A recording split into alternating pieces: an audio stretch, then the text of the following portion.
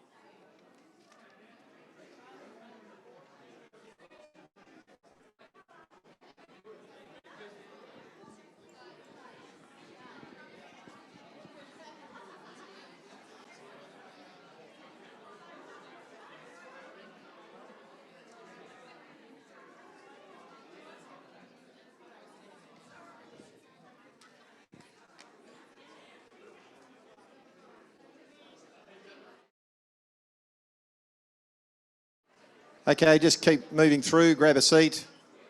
John Fitzgerald, if you wouldn't mind just grabbing a seat, thanks.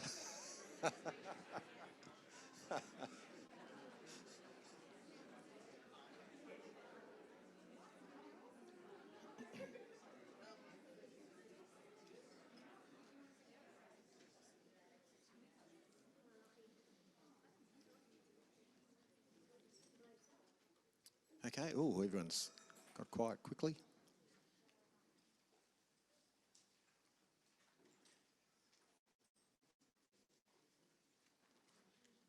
Righto. We might make a start. So welcome everyone.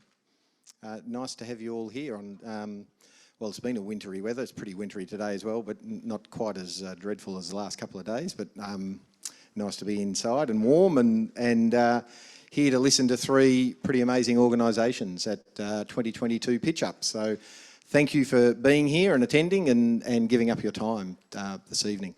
My name's Bill Mithen. I'm CEO of the Give Where You Live Foundation, and it is truly great to have all of you here with us. There's also some people who are not with us, but sort of are with us. So they're on Zoom. So we're streaming this on Zoom, and there are some people who couldn't make it tonight but wanted to be here anyway and be in the room as such. And so they're joining us on Zoom. So welcome to all of them over there. I think I need to look at the camera when I say that. So welcome to them. I start by acknowledging the traditional owners of the land on which we are all sitting or standing tonight, and they are the Wadawurrung people, as I'm sure everyone knows. So the Wadawurrung people are members of the Kulin Nation. They're one of 5 members of the Kulin Nation. And in acknowledging the Wadawurrung people, I want to just reflect for a minute on the incredible value that we all get from our First Nations people. And I think we don't necessarily acknowledge or understand or even think about that often enough. So our country, one of the most prosperous countries on the planet, if not the most prosperous country on the planet, is built on the back of First Nations people. And it's built on land and country that was never ceded. And we can definitely walk around thinking that we built this country, but we didn't. We built it on the back of our First Nations people. And First Nations people therefore provide us with incredible value. Value that we can never really repay, I don't think. Value that is, you know, we get to experience every single day of our lives just simply for being Australian.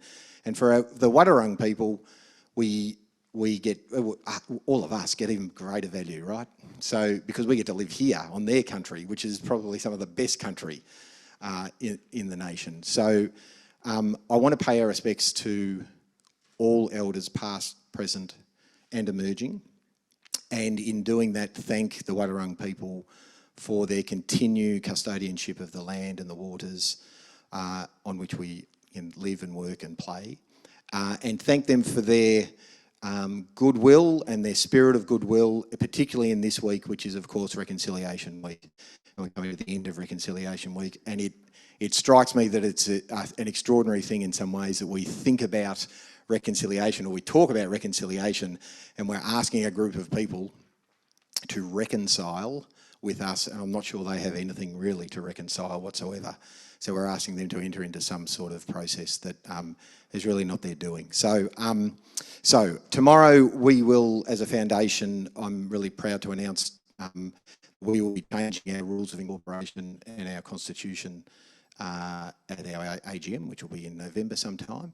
And we will, as part of that change, we'll be providing a 1% of our total revenue will go to the Wadawurrung Aboriginal Corporation in an enduring way forevermore. And it would be I think we'd be a better country if, imagine if all dividend pools put 1% to Aboriginal corporations. That'd be pretty amazing. So it's a really exciting thing for us to announce tomorrow at the end of Reconciliation Week. So let's acknowledge the Wadawurrung people, the traditional owners of the land, and pay respects to all elders past, present and emerging. Can I acknowledge a few other people? We've got some board members and life members of Give Where You Live Foundation here tonight. We've got Cole Duthie, who's the chair. I think he's online. I hope he's online. Welcome to you, Cole. And Daleen Kroger, Todd Devine, Murray Boyd and Leslie Lightfoot. I think Leslie, I haven't seen Leslie, but there she is, waving at this. Then Leslie Lightfoot, welcome to you, all the board members. And life members, Murray Boyd, who's also a board member, of course, and Keith Fagg, welcome to you too. So we can't put this on this night. Well, we'll explain how the night goes. It's actually a bit of fun this night. Hopefully it's a bit of fun. There'll be some serious bits. Already been one serious bit, I think. But anyway, there'll be some serious bits. But it's mostly a bit of fun, and I hope everyone enjoys it. But we can't do it without the really help and support of our matched funders. So a group of organisations that have agreed to give us some funding, so every donation that is made tonight is doubled. The Anthony Costa Foundation have been fantastic supporters of this event over the years and have once again supporting us as match funders. And Elaine Costa's here just corralling all of her grandchildren. She's got her grandchildren all sitting in a line and they are behaving themselves at this stage, Elaine, so that's well done. And Cynthia Shearer is also from the Anthony Costa Foundation, she's here as well. GForce Employment and Recruitment have also been an amazing supporter of this event as well over the years, and we really thank them for continuing their support. And CEO Keith Bailey's here, so welcome to you, Keith. Howard Andrews have supported as match funders as well this year, and we have Justin Hartnett and Jane Mithen, who also is my sister. So welcome to you too, and also to Kerrs Hire, who have supported us in that. Give Where You Live has also put in some funding as match funders as well. This event we call it Pitch Up. It's stolen, essentially, the format from the funding network. I don't know, is Andrea here? Not here. So Andrea was coming from the funding network. They generously partnered with us a few years ago to put on this event and then allowed us to sort of use this format and continue to use it. And it's really their format and their sort of IP that we use. And so the event's really, as we say, powered by the funding network, and we really thank them as well. Similarly, we've got some supporters who have helped us just put on the event in terms of catering, etc. And I'd like to thank Adroit Insurance and Evans and Partners, who have also helped us with that. So there's a little bit of housekeeping, and then we're going to get stuck into it in a second.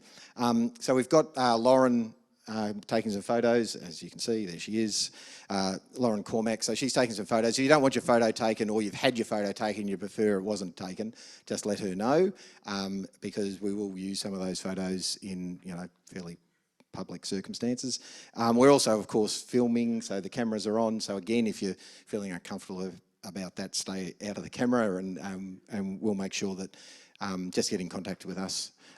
That's absolutely fine. For those who are online, if you can just keep your mics on mute and in presenter view, the speaker then will remain the main image, main image on your screen, and use the chat function if you've got any questions or if you would like to make a pledge. So how does all this work? So we've got 3 great organisations who make a 6-minute presentation. So they make a pitch, 6 minutes each. And then there's a moment where we can ask some questions of those. So anyone who's got a question, just stick your hand up. After those pitches are done, we will have an advocate of each organisation come up and give a 2-3 minute, whatever it might be, quick advocacy speech for that organisation, tell us why that organisation's so good, and kick off the pledging. And then after that, it's over to you to do a bit of work and make some donations, hopefully. So we'll go through all three. We'll have a little break, you can get a drink, and then there will be a second round, just in case there's anything else that somebody wants to do or say, or donate, and then we'll finish the event. The guys who are pitching, who are all over here nervously waiting, saying, Bill, get on with it, so because we just want to get this out of the way, they will leave the room once they've pitched and head off. Well, I think they're heading off into the restaurant, so that could be concerning, but anyway. So they won't know what's been raised, and they will bring them back in at the end of the night to see what's been raised for each of them. So hopefully they'll be happy with that. So very quickly, an overview of the night. The theme tonight is young people, and particularly young people's mental health and the effects of COVID on young people. And I guess why would we as a foundation choose that? Well, I guess as a foundation, one of the things, or the thing we're trying to do, is help create a fairer community. And so in doing that, what we know is that young people don't necessarily experience the community or society the same way as some of us older folk experience the community. So if you're a young person, you're way more likely to be unemployed, with youth unemployment way higher than standard unemployment, if you like. You're way more likely to have a mental health or have poor mental health if you're a young person. And definitely you were affected greatly by the last 2.5 years. We were all affected by the last 2.5 years of COVID. It's been a difficult time. I don't think there's anyone who's sort of went, oh, that was pretty fun. It's been really tricky, but young people have experienced it the most. And so that is why. So it seems to me, for an organisation that is thinking about fairness, then you don't get a choice whether you're young, you don't get a choice often where you're born, you don't get a choice about the support you get, or the family you have, or the friends you have. You don't get a lot of choices. And so as a young person, often your destiny is not in your own hands. That seems reasonably unfair. And so as an organisation who is trying to create fairness and build fairness, it makes sense for us to focus on these, on this theme. And so we've got three fantastic organisations. They are Wellways, Hope Bereavement Care, and Little Dreamers. All three are going to make great pitches, and I do want to just make a little point that for some people, some of the content of these pitches might be challenging. It could be it's certainly some of it's a bit sensitive in nature. So if you are feeling that, and that does affect you, then please, there are some brochures on the seats with a group of organisations and phone numbers that you certainly can make contact with. But of course, also make contact with us, because we do have some people in the room who are here who can support you if you're feeling challenged by some of the content tonight. So we're going to get into the first pitch, and it is Wellways Australia. So I'm going to introduce Amiel. Amiel. Oh, yeah. I knew I'd get it wrong. How many times did I ask you, Sam? Amiel. Sorry, Amiel. So Amiel is a proud trans, non-binary and queer person, born on unceded Bundjalung country.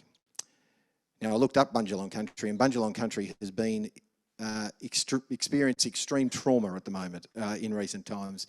So Bundjalung country is Lismore and Byron Bay and the floods that have, of course, occurred up there. He, of course, is living on unceded Wadawurrung country. He has volunteered and worked in the LGBTIQ+ community for many years, predominantly in disability, mental health and community supports, program management and event management. Amiel co-facilitated the production and delivery of Geelong's first Pride marches, Pride festivals and Rainbow Crossing, as well as a suite of LGBTIQ focused workshops and social groups, online and in person. He has collaborated tirelessly with other community leaders to actively increase LGBTIQ visibility and work towards creating positive cultural shift with within Geelong and its surrounds. Growing up in a house full of social justice conversation, he is passionate about elevating the voices of others and advocating when asked. So I'm going to welcome you to the stage. Give him a round of applause. I've got this one. Thank you. I'm going to sit this here open because I know I'm going to need it. Definitely a bit nervous. Hi, everyone. So I too would like to start by acknowledging the Wadawurrung people of the Kulin Nations and the unceded Wadawurrung land that we're absolutely privileged to walk on. I'd also like to acknowledge that everything I'm sharing tonight either relates to my own lived experience or the work I do in this space, and that I don't speak for all LGBTIQ identifying people. And when I'm referring to LGBTIQ community, I'm referring to all LGBTIQ identifying people, including Aboriginal and Torres Strait Islanders, sister girls and brother boys, people with disabilities, and our multicultural communities. So, here's a bit of my story and why I'm doing this work. So people often think that growing up with a gay dad would have made my coming out journey easy. In fact, it was quite the opposite. In the late 80s and 90s, it really wasn't okay to be gay, let alone transgender or gender diverse.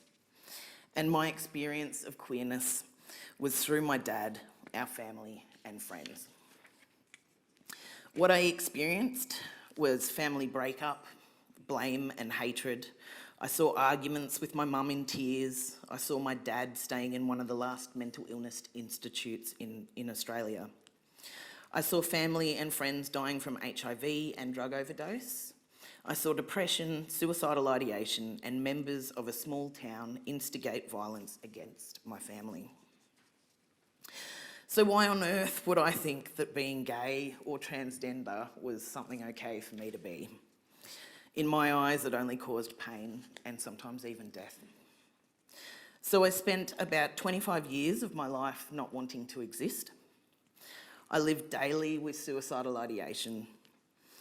I found myself abusing drugs and alcohol. I was in multiple abusive relationships, had no self-confidence or self-belief, identifying mostly as a straight cisgender woman, which is clearly not who I am. I was unwell and for some years unable to work. But I finally came out after years of self-harm and grappling with my identities, first with my sexuality and years later with my gender identity. I understand now that it was not our identities that made my dad and I unwell, but it was the way society, politicians and the media continue to treat people like us. So when we lose young LGBTIQ identifying people to suicide, I know that at least for some, things could have been really different. I know that with community and connection comes acceptance, self-love and compassion. Finding my community saved my life. This is why I do what I do. So put it this way, I want to work myself out of a job. I don't want my community to need these services. Bear with me just a moment. So we know that young people, still now, and older LGBTIQ identifying people, are completing suicide and living daily with suicidal ideation. We know that we have higher rates of mental illness, of physical and mental abuse, and drug, alcohol and tobacco use. We're still struggling with social isolation and finding community. Young people are still thrown out of family homes and shunned from family, friends, churches, schools and workplaces. These are our siblings. These are our children. These are our parents, our neighbours and our friends. This affects all of us, LGBTIQ or not. So at Wellways Geelong, we've designed a suite of programs that address multiple issues identified by the LGBTIQ community. With the money raised tonight, we will continue running the programs proven to be successful over the last 3 years, and with enough funds, add to them by further catering to the gaps identified over the last year. Wellways has years of successful mental health and disability service delivery, and in this space, we pride ourselves on accessing peer facilitators with a lived experience of both LGBTIQ identities and mental illness where possible. Our family and youth LGBTIQ events aim to provide drug and alcohol-free spaces, focusing on increasing mental health and wellbeing, creating continuous community connections, strengthening natural supports, encouraging networking and skill sharing, and providing spaces where all gender, sexuality and intersex identities are respected and celebrated. So the benefits are clear. When people feel included, part of a community, respected and even celebrated, they can excel. They can work on employment, education, housing, self-care and even support others. This is how and why I'm standing here tonight, because I can be my true and authentic self and not worry about hiding who I really am. We have seen benefits for family and friends of those who participate in our programs, with parents reporting changes in their kids that have changed their families' lives. Participants have praised the supported social environments that have assisted them to actively re-engage in the community, especially since COVID showed up and changed our lives.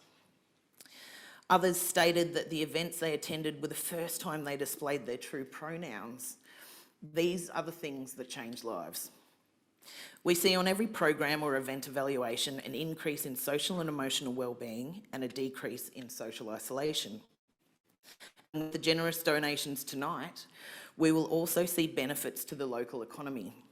All our events and programs will again be held locally, putting money straight back into local organisations and providing local LGBTIQ identifying people with paid work and experience. So we as a community, as a country, still have much work to do. You, the wonderful people who have so generously donated your time tonight, thank you all for being here. I now ask to donate the gift of dollars. Dollars that might just change a life. With $40,000 to $50,000, we can continue providing our potentially life-changing programs and add to them the new programs catering for those gaps identified in the last year. Anything over $50,000 and we could throw in some theatre or live music events, more training opportunities, and maybe even a piece of cake for the young person who may now be celebrating a win in life. Thank you all for listening, and I hope you have a really good night.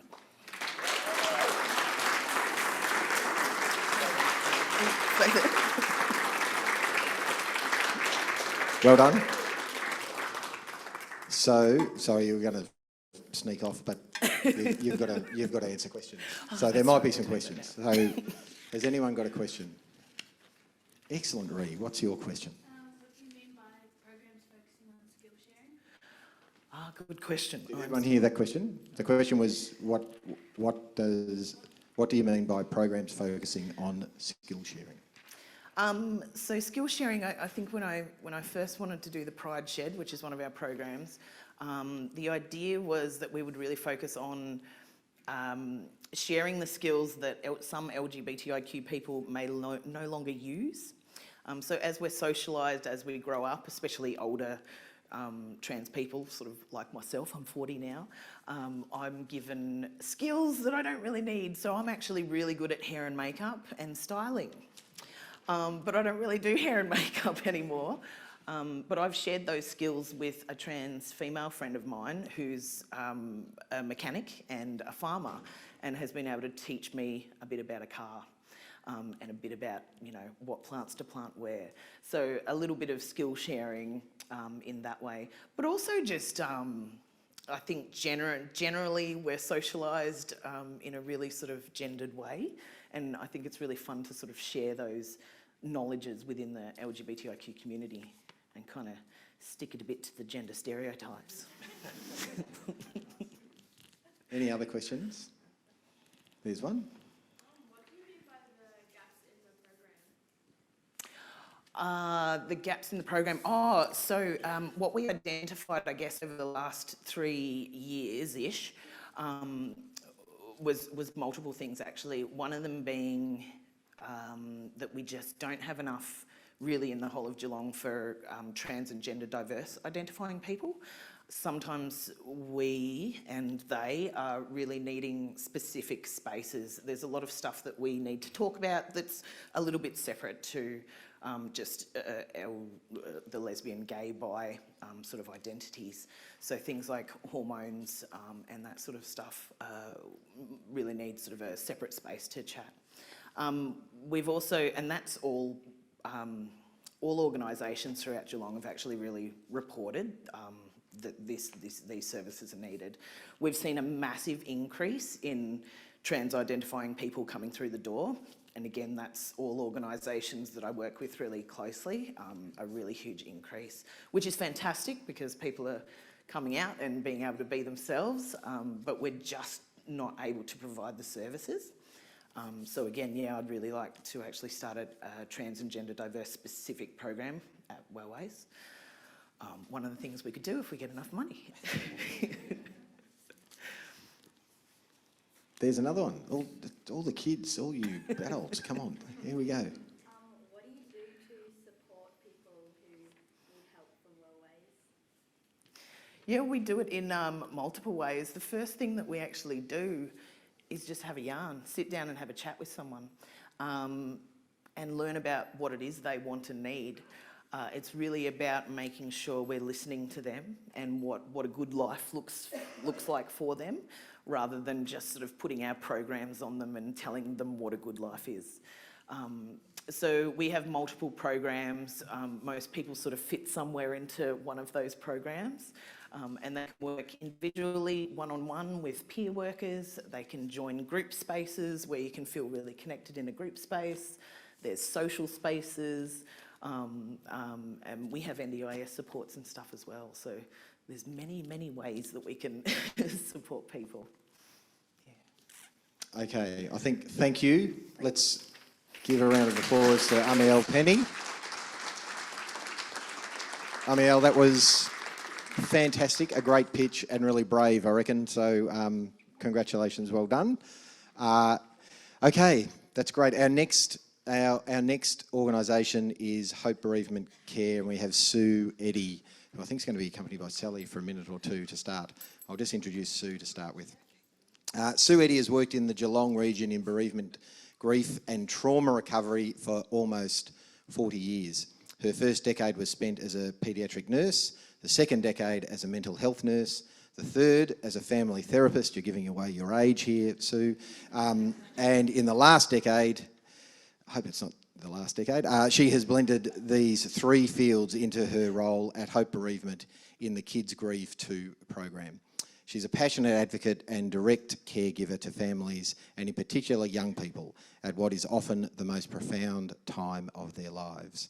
So please welcome Sue and Sally.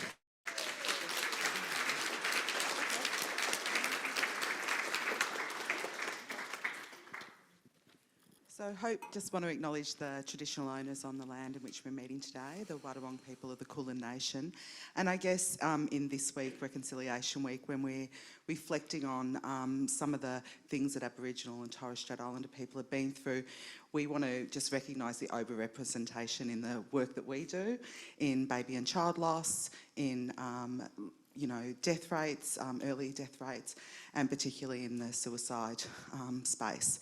So thank you, and listen, here's Sue.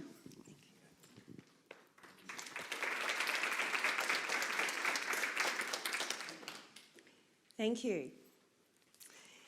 So I would like to start at the deep end of my pitch with asking a question about bereavement. How many of you in the room or in the virtual Zoom room have been touched by grief? How many of you have lost somebody who you really, really loved in your life and couldn't imagine living without? Anyone?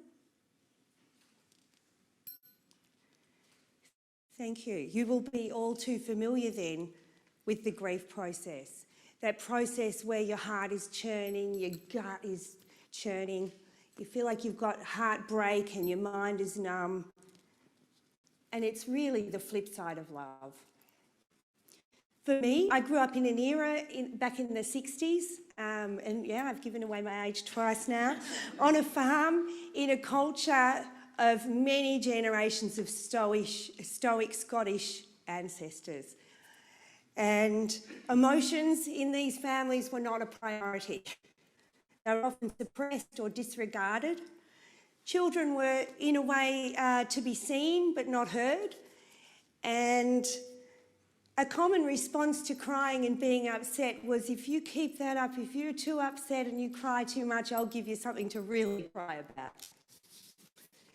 It was regarded as quite an insult to be seen as sensitive, needy, or at worst, emotional. This was more a general sign of the times rather than a direct reflection on my personal family. But as a 7-year-old, the waters of my life became really choppy. Then when a tsunami of grief and trauma impacted our family, our conditioned and well-rehearsed and stoic responses to emotion were really tested. I became quite frozen by what had happened emotionally. I was transported to Geelong to start a new life, leaving behind everything I'd ever known. As an adult, I had to learn how to feel emotions more deeply and to defrost from this perma-freeze state that my heart had protected itself against.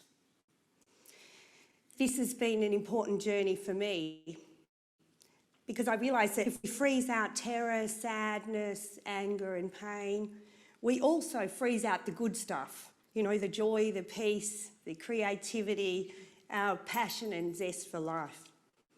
We need to experience both the light and the dark in life to fully thrive. I now understand a lot more about this process of grief and trauma recovery from studying and working for 4 decades, as Bill described. But as a bewildered child, it just felt like chaos and danger and certainly loneliness.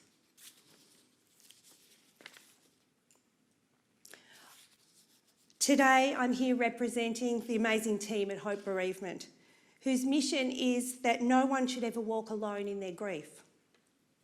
I'm also here representing the young people facing unimaginable loss who I work with in our Kids Grieve 2 program. I can tell you a little about what I do in the Kids Grieve 2.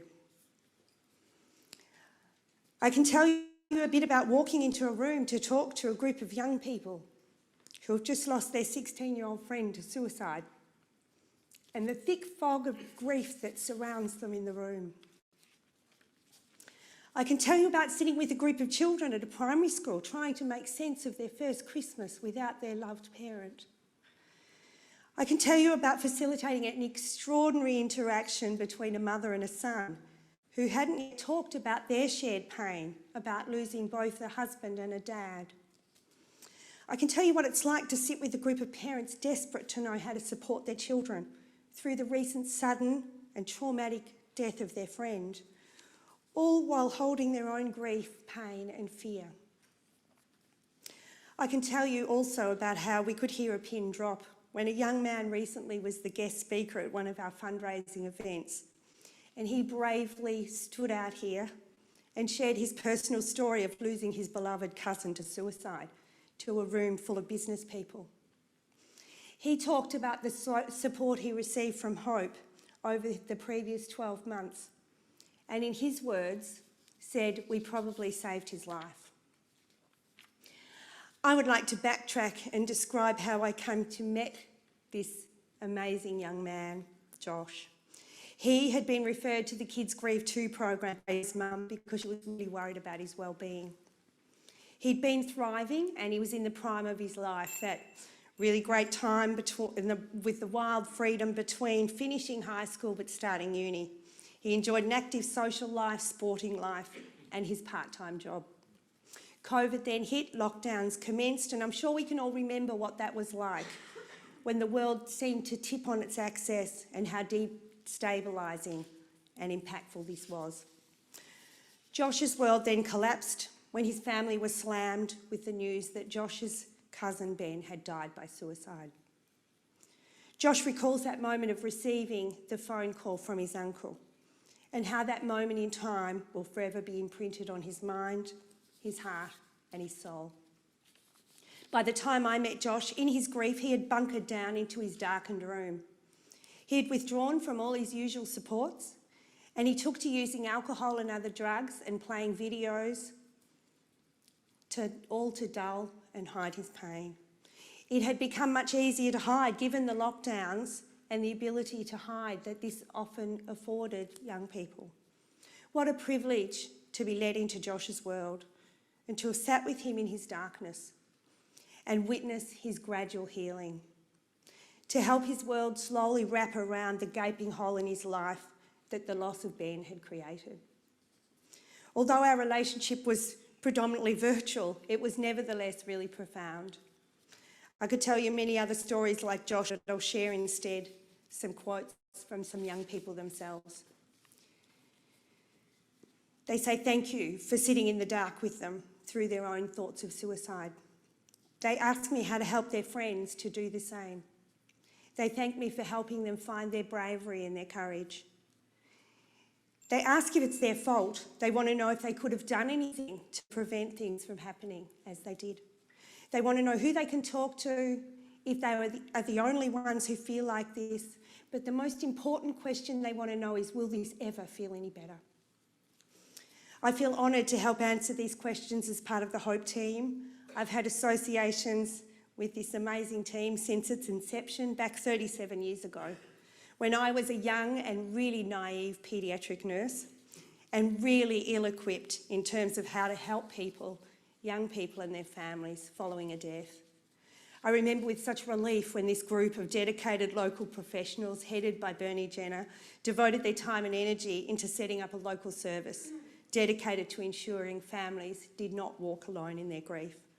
Over the decades, the service has expanded and now extends out its branches locally but widely into child and baby loss, adolescent bereavement, adult bereavement, and suicide intervention and prevention, postvention.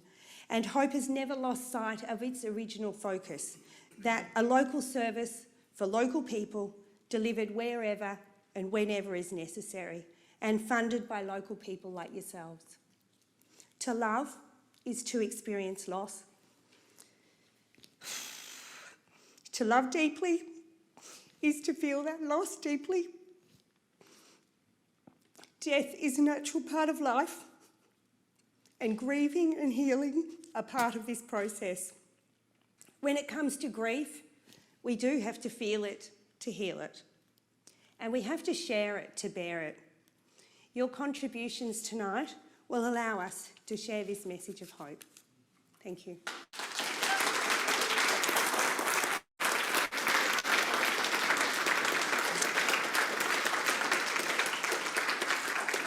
Well done, Sue. Fantastic. Are there any questions? Ree again, look, you were just jumping out of the gates. It's great. What ages do you work with? There we go. What ages do you work with? Great question. So we work with all ages. The Kids Grieve 2 program that I work with really is up to about 24 years of age. But you know, we have people specialising in all different age ranges. Kids Grieve 2 is up to 24. We'll never turn anyone away though. Any other questions? There's one. What age what's the youngest that come in? Yeah, good question. What's the youngest? Well, we have a branch of the program that goes right down to babies, young children lost. We run all sorts of programs. Kids Grieve 2 we'll see any age, anywhere, anytime. Great. Anything else? Is there anything on the line? No questions coming in on the chat. Over there. Over there. There's one. Brenda. With the funds you receive, what do you plan to do with them? Yes, that's a good question. What will we do with the funds? So the Kids Grieve 2 program is already funded through the Anthony Costa Foundation. What we want to do is really add to this, and we're aware that with the COVID last couple of chaotic years, it's really done a lot in terms of disconnecting young people. And so we want to really enhance the connections of young people back together. We want to really empower them to be able to help each other as well. So there's been some great initiatives in the region where young people have been able to support and provide connection with other young people. And it's great to use that agency. There's the Yellow Laces initiative that was run through one of the sporting clubs to raise suicide awareness. We've had a couple of amazing young people talking about their experience with suicide loss.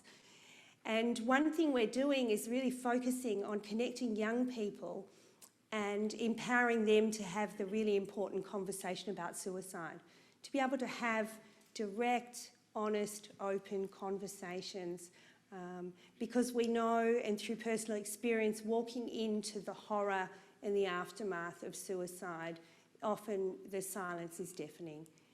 And we want to be able to get in earlier than that, open up conversations and really make some noise.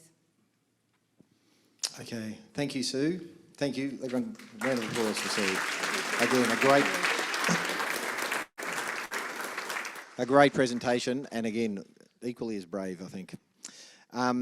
Next up, we have Little Dreamers Australia, and we have a duet for Little Dreamers Australia. So we have Taylor Registro and G. Stewart. So Taylor is the Partnerships and Fundraising Coordinator at Little Dreamers Australia, and has over 8 years' experience in environmental and humanitarian not-for-profit organisations in Australia, France and the UK.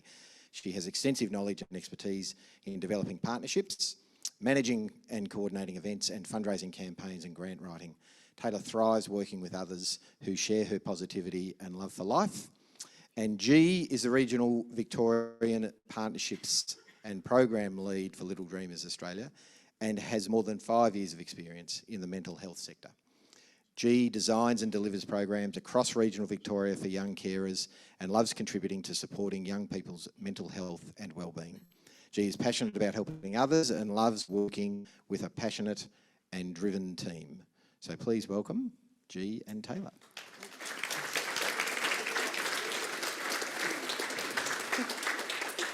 Thank you so much. Before we formally start tonight, G and I would just like to stand here and acknowledge the traditional custodians of the land that we're dreaming on, speaking on, drinking on, eating on tonight. And that is the land of the Wadawurrung people of the Kulin Nation. We want to stand here and acknowledge that sovereignty was never ceded and that we are on stolen land. We have so much to learn, and we want to acknowledge that Aboriginal and Torres Strait Islander people have a deep, deep connection to land, to waterways, to ancestors, and to country itself. So we just want to acknowledge all Aboriginal and Torres Strait Islander elders, past, present, emerging, and any that may be here with us tonight sharing this beautiful event. So thank you. When I was 11 years old, my older sister was diagnosed with bipolar, depression, and dissociative identity disorder. I remember late nights waiting in hospital corridors to hear if my sister had survived another violent episode. I remember seeing the police come through our family home to restrain my sister as I sat at the top of the stairs in disbelief.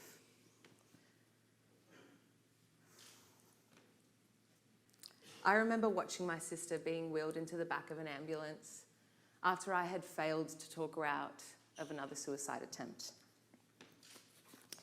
When times got tough, we always used to recite the same poem by E.E. Cummings. I carry your heart with me. I carry it in my heart. I lived with unsupported, severe mental health problems of my own for years because I didn't want to be a burden on my already burdened family. I was bullied, I was cast out from my friendship group, and even though I was quite studious, I often fell behind in my schoolwork, too embarrassed to ask for support of my own. A young carer is someone under the age of 25 who provides care for a family member that may have a disability, a chronic illness, a mental illness, or a drug or alcohol addiction. They carry the person that they care for, mentally, physically, emotionally, and sometimes this weight can be a little too much to bear. I remember when I was in Year 12 being picked up from school by my mum. I remember driving to the psychiatric clinic in Melbourne to visit my older sister. I remember as I was lost for words in the car, quite speechless, sitting next to my mum, my mind was flashing back to moments of weeks prior to listening and hearing my sister binging and purging whilst I was studying for a SAC and often walking in on self-harm attempts. I remember my mum staying in the car that day because my sister only wanted to see me. As I nervously got out of the car that day and walked through the white halls of that clinic, I remember putting on a brave face and thinking, how did our family end up here? I embraced my sister that day with both arms, holding back my tears, because I thought I had to fulfill a role of stepping up and being my sister's older sibling. Supporting my sister with her mental ill health challenges and her eating disorder was an extremely challenging time for my whole family. I never thought of myself as a young carer, but this specific moment and day was the first time I'd really thought and acknowledged to myself that I'm struggling and that I need help too. Young carers are incredibly mature, resilient, and strong. But this often sits alongside mental ill health, social exclusion, limited education and employment opportunities, and financial struggle. This makes young carers easily hidden and overlooked in our support services. Since Little Dreamers began in 2009, we've seen that young carers aren't given the appropriate support that they need. Research shows that there are 2 to 3 young carers in every single classroom. That means everyone in this room will know a young carer or may have grown up as a young carer themselves. Everyone knows someone impacted by disability, illness, or addiction. And we're here to support those families. Young carers that we're currently supporting in Geelong are experiencing complex related traumas. On average, our young carers in Geelong are aged between 6 and 15 years old and care for family members affected by disability, domestic violence, and substance abuse. COVID resulted in additional anxiety for these young carers. Schools were shut down, they experienced social isolation, and many were propelled into their caring role because they were home 24/7. Many now have less access to support services, and there's also less support workers out there providing care, with even more responsibilities falling on the young carer. So we're filling a gap that should have never existed. Who is caring for the carer? Did you know that 2 in 3 young carers experience mental ill health of their own, just like Taylor and myself? And this really does not sit well with us, and we also hope that it makes you guys feel uncomfortable as well. These young people need our help, and tonight the opportunity to do that and improve the quality of their life lies within the palm of your hands. Let's not forget who we're talking about here. These are young people with a caring role between 4 to 25. The solution is pretty simple. This vulnerable, forgotten group of young carers receive ongoing, on-the-ground support from our family support workers. How? By significantly increasing the capacity, knowledge, training and experience of family support workers to support young carers within their families and meet their needs. Currently, we deliver programs in Geelong and our family support workers provide case management online. The idea of having a practitioner in Geelong means that they can connect with their families and be able to truly identify their needs, meet the growing demand and provide the relevant support.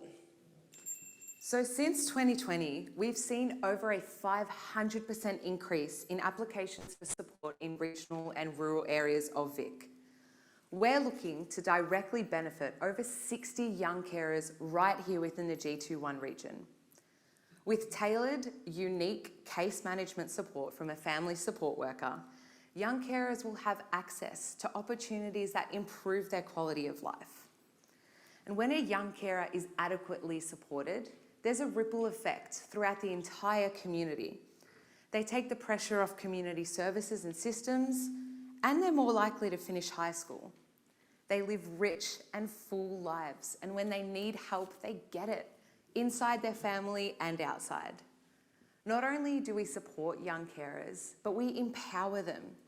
They're involved at every level of our organisation at Little Dreamers, from program design through to delivery. Young carers are at the forefront of what we do. So Little Dreamers is here tonight to make a difference. With the significant increase in demands for our support here in Geelong, we need an on-the-ground family support worker to provide support for these families that are experiencing these hardships. We've both been there. This clearly matters to us, and we do hope that it matters to you too. With $20,000, over 60 young carers will receive ongoing support from a part-time family support worker and access programs that improve their quality of life. You can give Little Dreamers a hand up, not a handout, and provide sustainable support for young carers right here in Geelong and the G21 region that need it the most. You could be helping the community around you, the family beside you tonight, or the young carer that was once you. Thank you.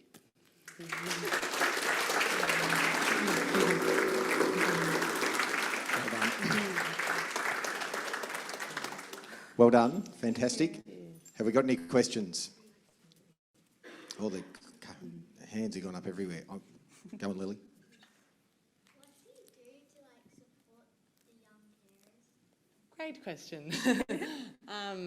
So we provide, I guess the process of how we support our young carers is that they get involved with, they create an application for support, and that can be from themselves or their family, or it can be referred on. This family will then be paired with one of our family support workers, and they'll do a bit of an intake process.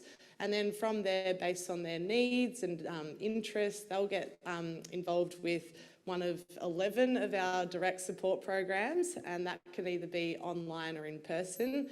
So all of our programs are super fun, and we do things like holiday programs in Geelong, across Victoria as well. We offer our young carers a dream experience where they get to go out and do something that they've always wanted to do but might not have been able to. We also match our young carers with tutors that they get to have support with their education. We have one-on-one mentor matches, and these are all based on whatever age you might be at, from 4 to 25 years old. We have another program called Big Dreamers that they get to go away on retreats with us and experience different workshops. So we have lots and lots of programs that are both online and in person, and as well as case management from our family support workers. That was a mouthful, wasn't it? Well, that was a thorough answer. Jackie. I love it. Yep.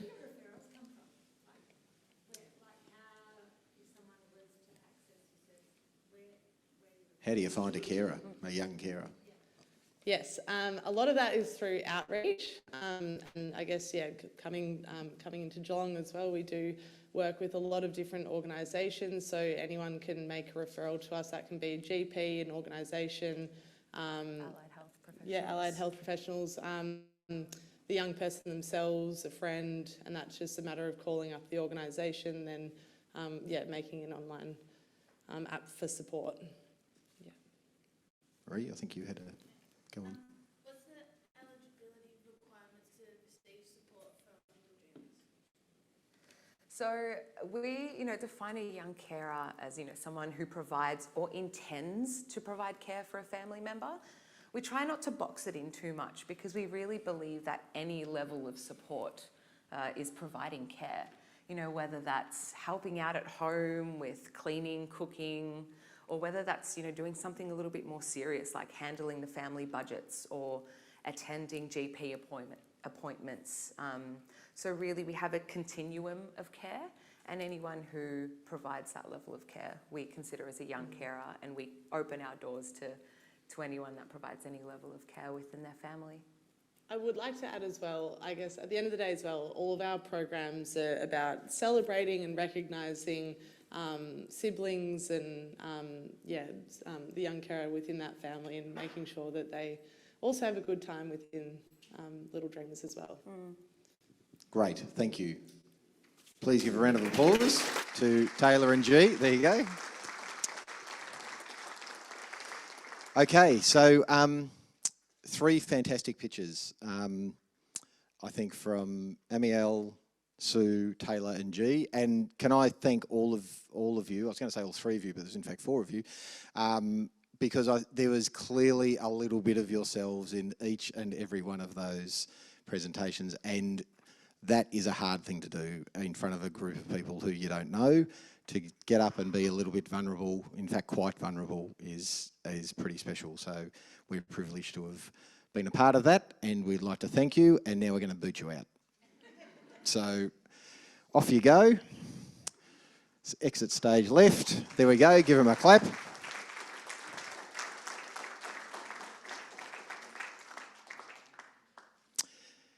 So this is how now we've got, so they've done a great job, done an amazing job, and they've been working hard with a pitch coach over the last several weeks, Matt Wicking. So we need to thank Matt as well, because I think he's done a great job with all the organisations and these guys. And now it's our turn to do a little bit of work. So we're going to get to that, and I'm going to explain exactly how this now works for those of you who haven't been here before. So before we start pledging for each of the organisations, I am going to ask an advocate from the organisation to come up and speak for 1 or 2 minutes about the organisation on their behalf, and they will kick us off with pledging. So to pledge, you need to stick your hand in the air, and I'll wander across to you. Say your name, say it nice and loud because we need to record it, and tell me how much you wish to pledge. And every pledge tonight that comes up will be doubled, and we'll see that happen on the screen, courtesy of the match funding that we've been provided by the organisations I mentioned earlier and who are on the bottom of the screen there. So once you've made a pledge, if you could fill in, you've got pledge forms there, if you could fill in the form and at the end of the night provide the top of that form to one of our staff down here at the front, that would be fantastic. If you don't want to stick your hand up, and that is understandable, some people are a bit anxious about that, there's a QR code there, so you can just scan the QR code and make a donation online just quietly, and we'll see that, and when we see that, it'll go up on the tally. Or alternatively, I guess you could fill in the pledge form and just hand it in at the end of the night, and we'll sort that out at the end of the night if you want to. So those playing along online who are there, we've got a few still with us, I hope. So use the chat function if you're online, put your name in the chat function and the amount you would like to pledge. And again, we've got people here already, and they will go up on the screen as well, so we'll know those pledges. So does that all make sense? It'll make sense once we get going. This is actually meant to be a bit of fun, so feel free to cast out some sort of some pledges that you might want others to make in the room. So, you know, as an example, I might say, well, I'm prepared to pledge $10 for every marathon that Keith Fagg has run, as long as he matches it.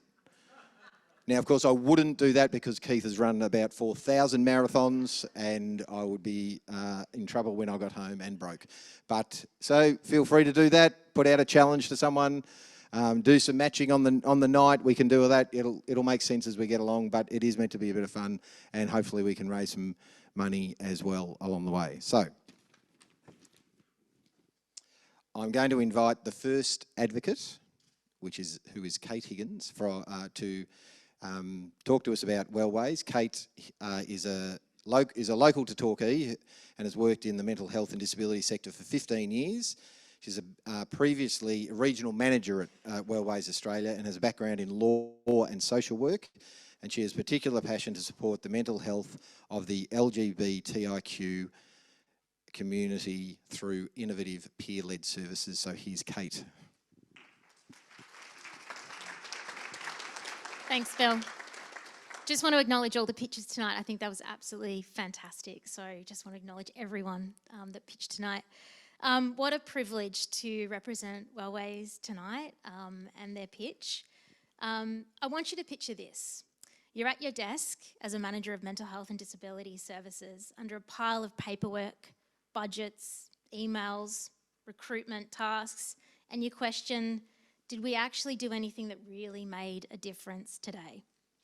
And then you receive an email from a young person who wants you to know that they have been going to a program at Wellways led by Amiel, and they have never felt so safe, and for the first time in their lives, they felt heard, like they belong, like someone actually understood what they were going through. And this wasn't just helpful, it didn't just change their life, it saved their life. And you know in that moment that this is what it really is all about. This is what really matters. This is why we do what we do. And unfortunately, so many people in the LGBTIQA+ community are left to feel unsafe, excluded, isolated, confused, unsure of who to talk to and where to get help, as though their lives matter less than everyone else's. And this has to change. And these programs are that change. I've never met anyone as inspiring as Amiel, and the programs he has designed in partnership with the community and with the support from Wellways and from Give Where You Live and these communities has forever changed the lives of these young people. These programs connect people to each other, to themselves, and to a community that they haven't had before these programs. People find the courage to be visible, to have a voice, and to be truly proud of who they really are. And so they should.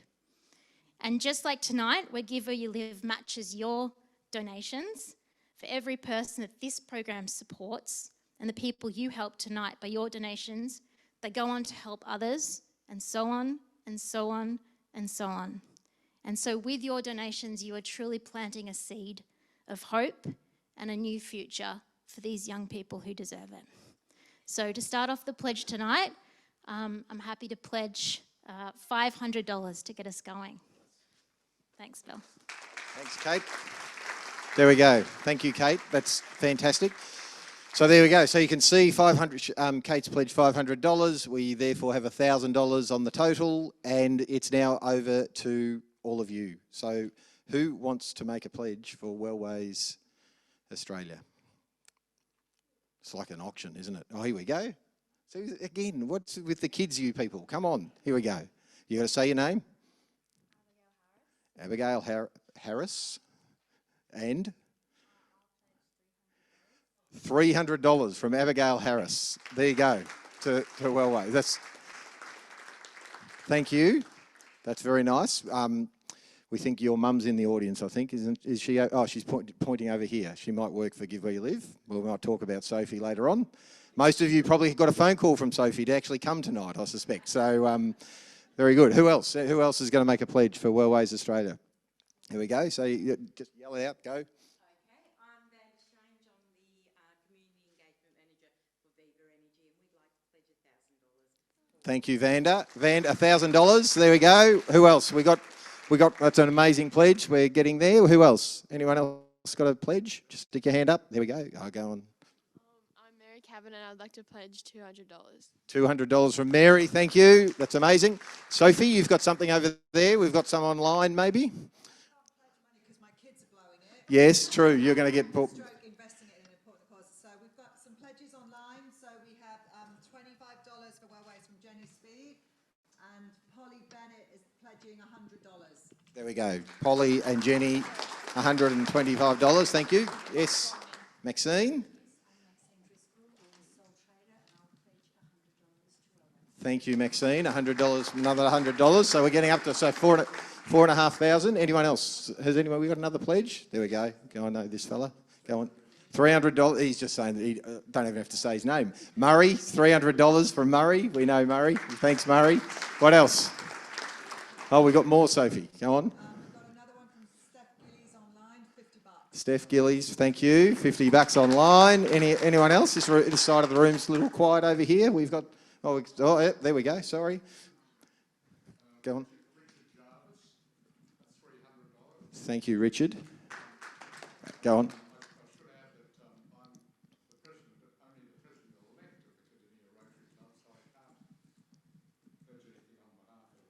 Right.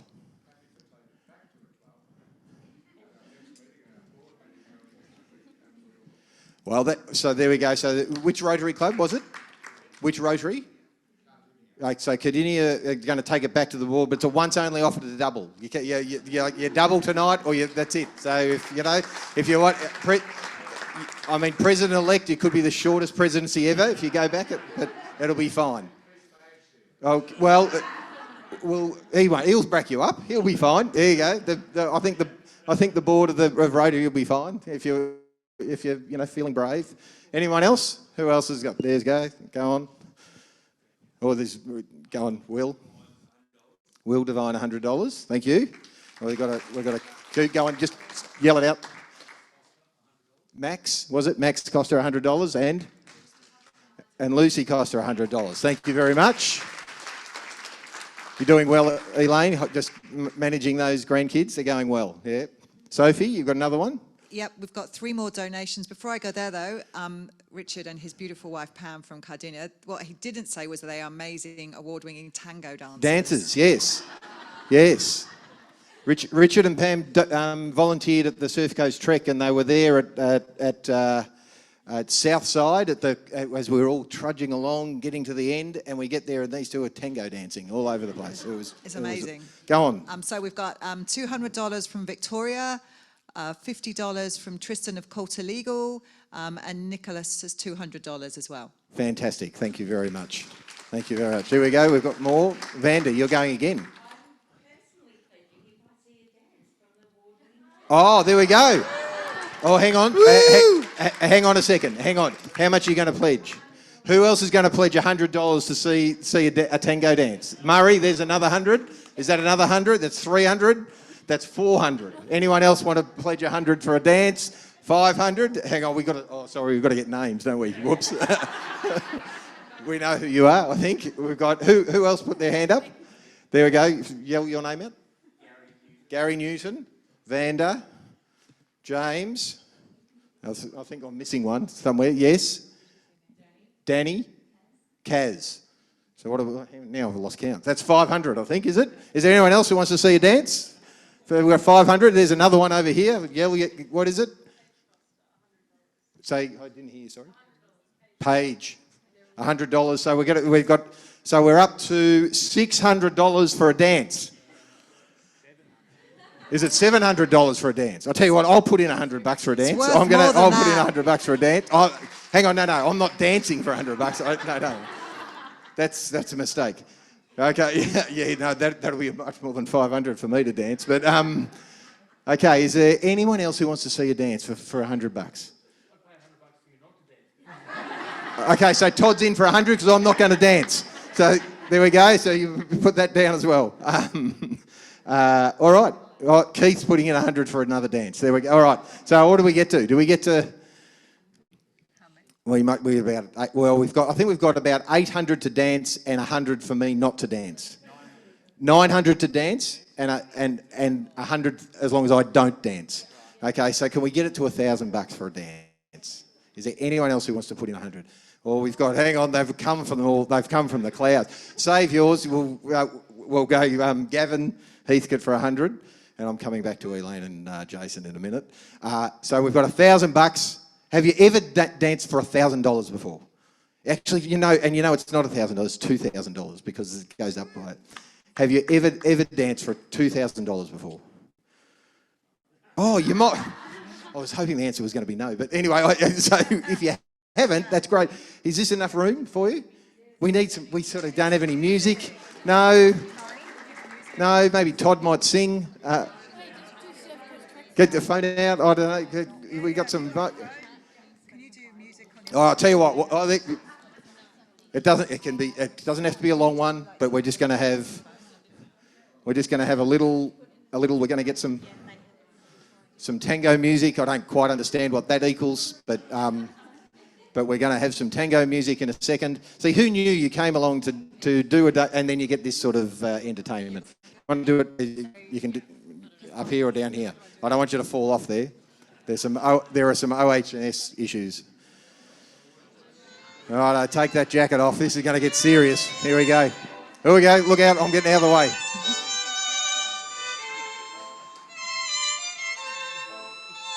That's a bit hard to, maybe I will have to dance, Todd. Oh no, here he comes. There we go. Pam, you're my hero. Yeah.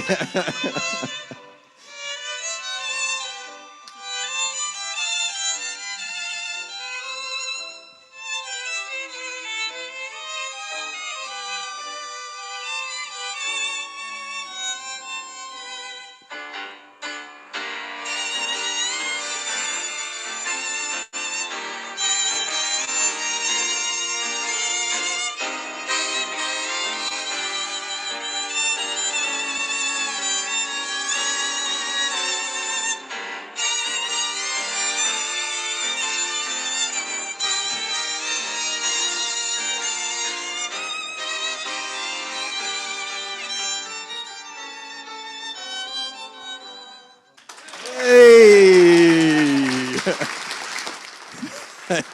Thank you. And that piece of music is Por una cabeza. It's a kind of strange name for tango. It means by a horse's head, and it's a winning margin in a race. It is. You can I probably can work with that. Yeah, exactly right. You're dead right. No, you did a good job as far as I was concerned. So that's easily made this pitch up the best pitch up we've ever done. So that was fantastic. What do we got to? We're at $9,500 and we're still going. We've still got some match money to make. So has anyone else got after that? These guys have just gone way above and beyond. So is there any other? We've got anything else? I think Jason, you were keen, weren't you? Yeah, we'll be 500. 500 from Jason Doherty. That's amazing. Thank you. And Elaine Costa has also just donated $500. Thanks, Elaine. That's amazing.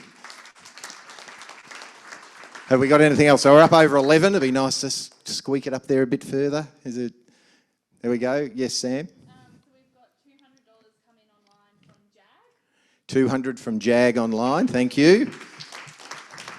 Yes, down the back.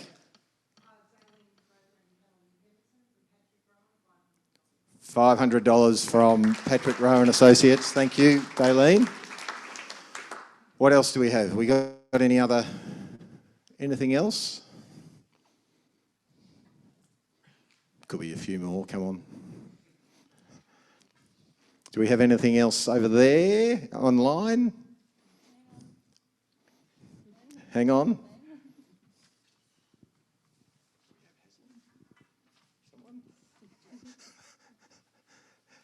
No? Okay, nothing going on online. They might have gone to sleep having dinner. Anyone else? Sorry, go on, just yell out. Go on. Thank you, Sarah, $300. Sarah Murray. Bill, there's an anonymous donation. Sorry. Go. There's an anonymous donation for $1,000. Fantastic, thank you. Righto, so we're up over 15,000. Any others from anyone? We move on to the next. Oh, no. $100 from Liza Whitmore. $100 from Liza, thank you, nice. Anyone else want to dance? Anyone else want to sing? Oh, Leslie, I said anyone wants to dance and you put your hand up, so. I didn't hear. 200 from Leslie, thank you. Very good. So 16, I'm gonna throw in another $100 from me, if you could, please. So you don't, that's all right, you don't have to clap, that's fine. Any last pitches or last pledges? There we go. Thank you. $100 from Kim. Kim? Was it Kim? Yeah. There we go. $50 from Wendy Miles. Thank you. Via Leslie. Thank you. Any others? And then otherwise we'll move to our next advocate. Okay. Well, that's great. That's $16,000, and we've got another round just in case there's anything else that people would like to donate. But that's fantastic. Thank you very much to everyone.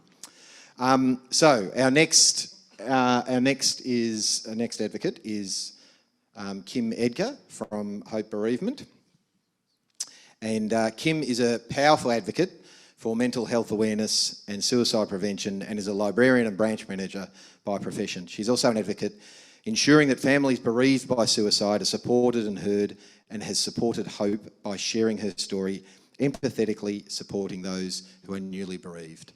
So welcome to Kim.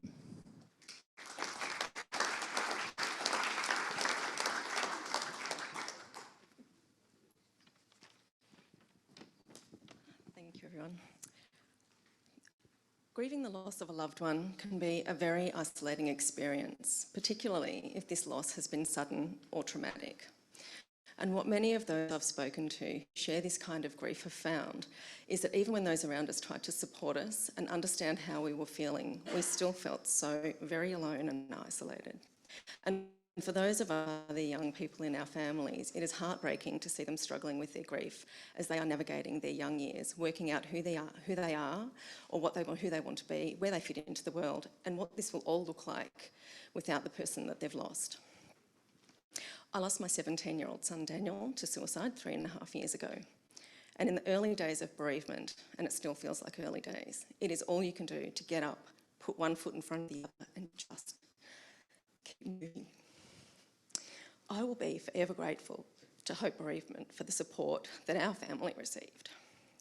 To have had people who understood our pain and confusion, and who could help us through the fog, and help us learn to live without Dan and understand what would be our new normal. As much as we all want to put the last couple of years of living through COVID behind us, I ask you to reflect for a moment on how difficult it has been for all of us grown-ups. Everything that we've experienced fears around our health, our loved ones' health, our disconnection and isolation from friends and family, work, everything, so much loss. And then I'd like you to cast your mind further back to when you were a young person, which was a long time ago for me. But, and remember what it was like and how important it was spending time with your friends, being involved in activities, sport, music, dance, art, school, your first part-time job. I'd like you to think about how the young people in our community today have experienced the last couple of years, how it has impacted on their capacity to do and explore all of the things that we took for granted in our youth and that we'd all assumed that they would be able to as well. And now, I would really like you to think about and to understand how for those young people in our community who are grieving, who have lost someone in their lives that they couldn't have imagined life without, like Dan's brothers and friends, all things COVID actually represent just another layer of trauma and loss for them. Your donation tonight would allow Hope to provide programs, activities and opportunities for these young people to connect with each other, to get support to work through their grief, to help themselves and to help each other heal, and really importantly, to have some fun. I'd like to pledge the first $500 tonight on behalf of the Geelong Amateur Football and Netball Club, the Geelong Amos. Thank you.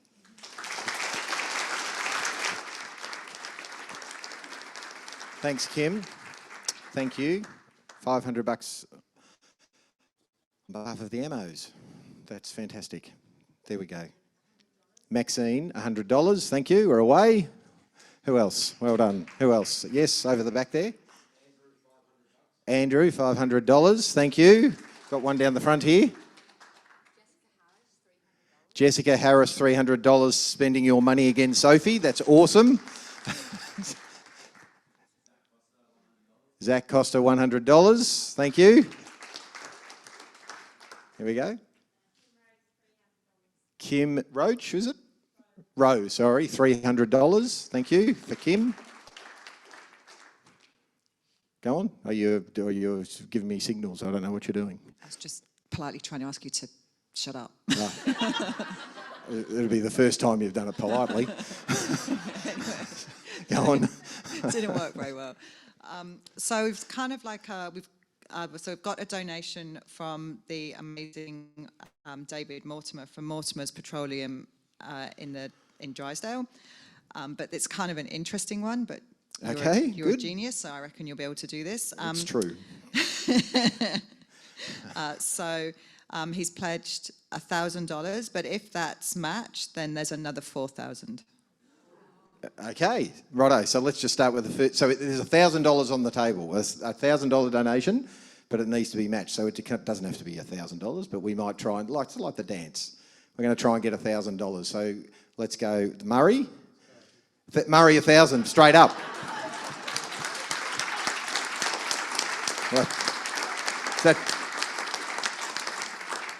That kind of took all the fun out of it, didn't it? But there you go. So, okay, so that's 1,000. So there's 1,000 from Mortimer Petroleum, matched by Murray, that's 2,000, which actually equals 4,000, plus another 4,000 from Mortimer's, which is another 4. So that equals whatever. That equals 10 grand. I feel like I should tell you to shut up more often, because it seems like a really cost-effective... You need to join a long queue for people who want to tell me to shut up, I can tell you. There we go, there's one there. Tom Costa, $200. Thank you, Tom, well done. There we go. Rhonda Arnott, $100. Thank you. Richard Jarvis, $300. Paul Brennan, $100. Hang on, go again. Sterling Arnott, $50. There's one at the back. Ben Costa, $200. Lockie Devine, $200. Actually, Lockie, we had a thing last year where I reckon you were going to buy me lunch.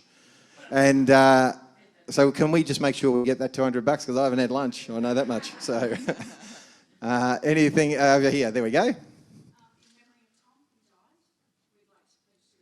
In memory of Tom, $200. So your name? Katrina, was it? Katrina Barnett, thank you. And thank you, there we go. Gary Newton, $300. This is going well, fantastic, thank you. Over the back, oh hang on, go on. If you do it on that, yes, but you want to say it out? It doesn't matter. Okay, I'll take it. I'll take it for that's. Did you do it online? Oh, did you do it with the code? Okay, that's good. That we'll pick that up then, and there'll be some sort of anonymity, maybe. Yes. Hope Costa, $200. Thank you. Jackie. Jackie Devine, also in memory of Tom Barnett, $250. Thanks, Jackie. In memory of Tom Barnett. Thank you. Steph Davey, $150. Thanks, Steph.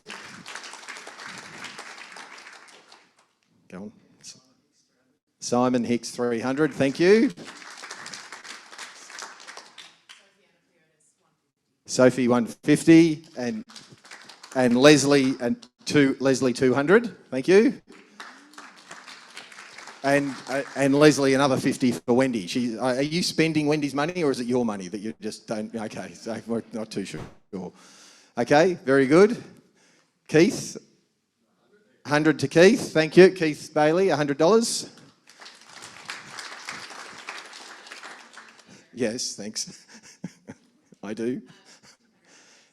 $200 from Cindy. Thank you. Paige, $100. Thank you.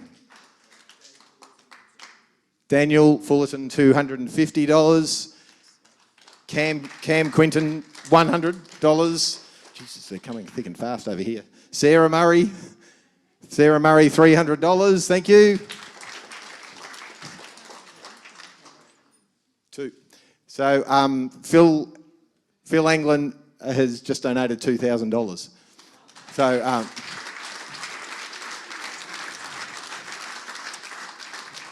thank you. That's fairly extraordinary. And just a little quiet there, wasn't it? We just did it swap. Yes. Thank you, Lisa Hine, 100. So this is pretty good. What else? There's a couple online. Okay. The voice from behind. Just yeah, it's sort of like the Wizard of Oz. You were singing before. You know, you need to get behind the thing. Go on. It's the ghost of Pitch Up Past. Yeah. All right. Enough. So our amazing Eloise has donated $100. So thanks. And Kerry, and also Kerry Ferrans as well. Get well soon, Kerry. And Angela Walters, $100 as well. Fantastic. Great. All online. Yes? Thank you, Danielle, $150. Thank you.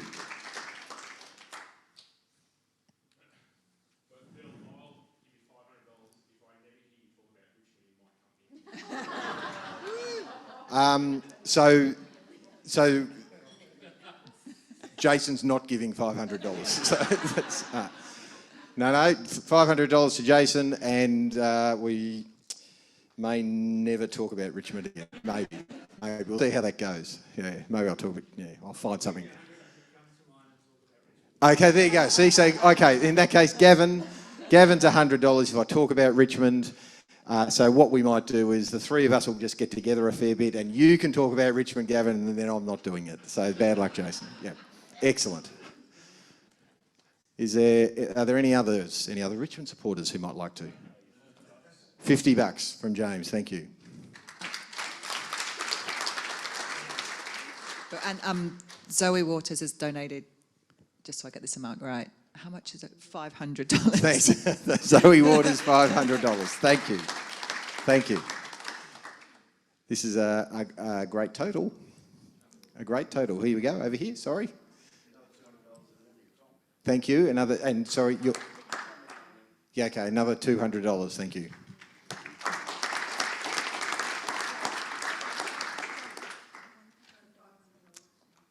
Daylene Kroger and Helen Pemberton from Patrick Rowan Associates, $500. Thank you. Anything else? It's the ghost of Pitch Up Past. Oh, more. Sorry. Ooh. Yeah. Okay. So it's another $1,000 from Jag. Another $1,000 from Jag. Fantastic. Right. It's amazing.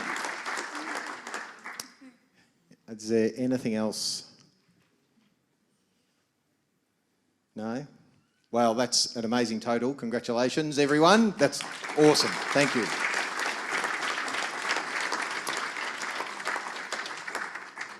So, third and final organisation, which of course was Little Dreamers Australia, and we have Meg Monaghan, who's going to be the advocate. So Meg has 3 wonderful kids. 2 of her kids, Xavier and Evie, provide care for their sister and have been part of Little Dreamers for a number of years.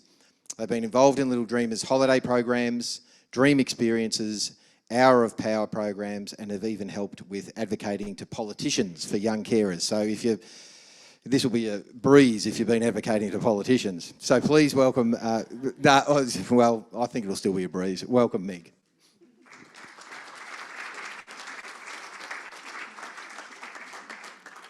Thanks very much. For anyone that knows me, for me, talking in front of any more than 2 people is quite an extraordinary feat. So I apologise if I'm a little bit shaky and a bit nervous. I guess first and foremost, I'm a mother first. I'm a carer second. and I'm a social worker third. I work in the service industry. So you would think that doing the work that I do, that I'm pretty all over where to find resources and where to find support for my young ones when they're struggling. My 13-year-old is neurodiverse. She experiences ASD, ADHD, as well as anxiety. Her needs become more visible as she ages. What is invisible is the care that my other two children provide to her and have done for the whole of their lives. I don't think they even realised that they were young carers. I don't think they knew what that was or that it was even a thing. They didn't even know our family was different until they started to visit their other friends and see that there were other ways and that they, other people's siblings didn't have meltdowns and that other families could leave the house quite so easily, that other people's parents worked full-time and didn't have to leave work frequently to pick up siblings, that their siblings didn't get a day off school because they were tired, but that's different because when they're tired, they're not allowed to stay home from school. These are just a few of the challenges that my other two children, who are now 9 and 12, are experiencing on a day-to-day basis. I'll talk mainly about the dream experience because I think that was absolutely life-changing for both of my children. My son is an Essendon fan, which may be not popular to say in Geelong. However, Little Dreamers, when he was 8 years old, worked out a day for him to go to the hangar. He watched training. He met every single player in the team. My husband also met Mark Harvey, and my son had no idea who he was, but that was his day met as well. To this day, 4 years later, my son still says that was the best day of his life. And throughout COVID, he would look back through his photos. He's got them put all up around his room. So when things aren't going so well for him, his dream experience keeps coming up again and again and again. And if anyone knows sport, met 12-year-old boys, if you've met, Anthony Tippin Woody, who's just retired, and have a football that's signed by the entire Essendon football, and then you've got the photos to back it up, you're pretty cool. My daughter has recently just been to a trip to Melbourne Zoo, and if anyone's a Mega Zoo fan and knows Dr. Sarah Frith from Mega Zoo, they're now email pen pals from her dream experience. And so that relationship has continued to grow from that day. So what might seem to other people as just one special day out, it actually has such a profound and lasting effect on the young people. My children have been fortunate enough to experience many different programs from Little Dreamers. They are kids that don't like holiday programs. They don't like strange adults in general. They don't like to go anywhere where I'm not going to be with them. However, Little Dreamers programs come up that, yep, we're going. And then maybe a day later, it's, oh, what are we doing? When is it going to be? They've really created really brilliant relationships with the staff at Little Dreamers. And initially it was with particular people, but now it's just generalised to Little Dreamers. They've got that backing all the time. For me as a parent and for my husband, is it an immense relief that somebody else acknowledges and sees the challenge of our children. Their role is invisible to society. Even within their school, who is absolutely brilliant at social differences, disability, all sorts of difference, the carer role is still very much not acknowledged. And it was only through Little Dreamers that it's given them the language and the ability to articulate to their teachers and the people that they're talking about what a young carer is and what it means and why that's important. I suppose on the thing that we also see that my children wouldn't see is we're seeing a growing compassion for their sister. They're no longer frustrated with her difference and the challenges she brings to our family. They're more compassionate, they're more understanding. She has also become more compassionate, understanding towards some of the things that they can't do because of her challenges. And all of this is, brought about by a lot of fun. Relationships with people who have been there, who don't have to say, I was a young carer too. It's just something about the way they interact with the young people of all age. It's an incredible organisation. And I'm absolutely thrilled to be talking on their behalf, and I'd like to start the pledges with $200. Well done, well done. That was fantastic, Meg. Thank you. $200 for someone who didn't like talking in front of more than two people. You did a pretty good. I think you've undersold yourself significantly. You did a great job. There we go. We've got $400 on the board. Here we go. Who's this?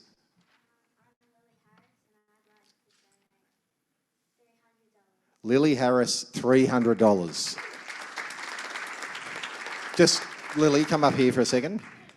Just come up here. Or don't look at Mum. It's all right. So your mum works for Give Where You Live, doesn't she? Yes. Lily, I can hear everything you're saying. Just ignore her, okay? So can you tell me the best thing about your mum? How confident she is. How confident? Yeah, that's, yes, yeah. You know what the next question is, don't you? Tell me the worst thing about your mum. Sometimes she won't let me do all the things that I want. Yeah, mums are like that. I thought you were going to say how confident she is the worst thing about it as well. Thanks for sharing that. Thanks for the $300 too. Very good. Is that mum's money? Or are you gonna have to work in the garden or something to pay for that? Don't know. We'll see what happens. Yeah, it's anonymous. Fair enough. Okay. Who else have we got? There we go. Andrew, $1,000. Thanks, Andrew. That's amazing. Thank you very much.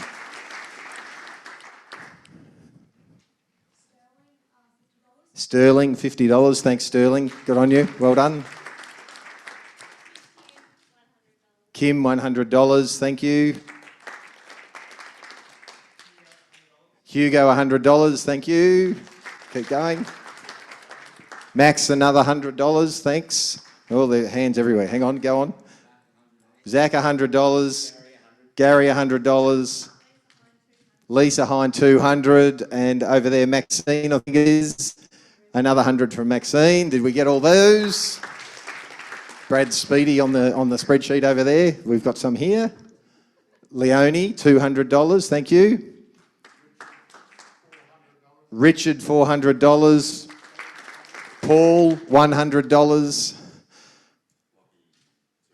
Lockie, $200. Still owes me a lunch, but still, we'll get there eventually. You even said you were going to steal his credit card and take me out for lunch, but it still didn't. Anyway. There we go. Mary, $100. Keith, $100. Daniel, $300. Thank you, Daniel. Thank you. Sarah Murray, $300. Thank you. Here we go. And another one over here. This is getting busy. Lucy, $100. Thanks, Lucy. 2. Vanda, $200. Thank you, Vanda. What else? Have we got others? Here we go. George. $200? $200 from George Devine. Good on you, George. Any others? What are we up to? 9,000. I reckon we can get a bit more than that. Here we go. Darcy, $100. Thank you. Leslie, $200. There's another $50 for Wendy as well. There we go. Righto. Now, it's getting bad now. I'm spending Wendy's money, so this is pretty bad. I'm going to put $200 for me, please, onto there. That'd be good. John Fitzgerald, $500. That might match how many games, is it? Or is how many goals? 5 games, 8 goals. John Fitzgerald for Geelong Football Club. $500 from Elaine Costa. Thank you. Come on, the Wizard of Oz over there. Okay, Christy and I have got a funny story. Well, it's funny, not funny, to share with everyone in the room. But it sounds like you're going to. Yeah. So, as everyone, I'm not sure if you know, this is our first time of doing this and we've been really stressed all day, and Sam kindly gave us what she thought would be the most straightforward job, but in our excitement to do it really well.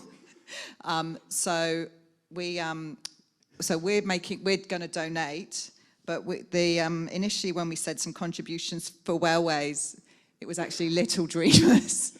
So Christy and I are making up the donation because we should have known better, and it's an amazing cause. So I am... God, I hope that donation was $5,000. But yeah, James is looking at me right now. But this is why, if the names are repetitive, it's because they are. But the contributions will all remain. So for Little Dreamers, Steph, $50, Victoria, 200, Tristan from Coulter Legal, $50, Nicholas, 200, Jenny, 25. And then furthermore, Polly is donating 100, Lisa, 100, Angela, 100, and Anonymous, 1,000. There, well, okay, it's finished. You've finished with a bang.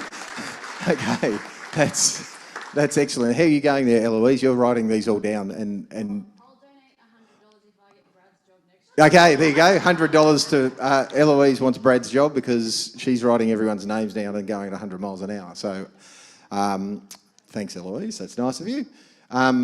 Any other takers?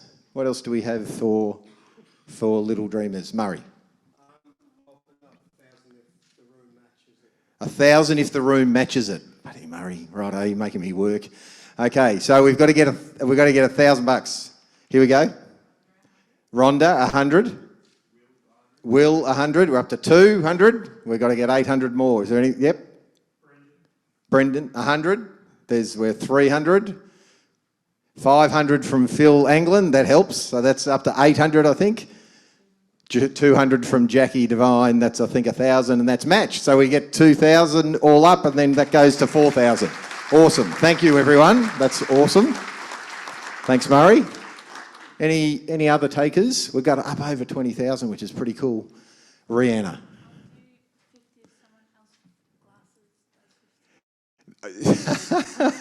So Rihanna's going to do $50, which is very generous of you, Rihanna. But she only will do $50 if someone else who's wearing glasses does $50. So they're, oh, look, hang on, we've got everyone. Okay, we're going to do $50 from Brenda, and we'll do 50 from Sophie as well. There, Rihanna, you've got 100. So excellent.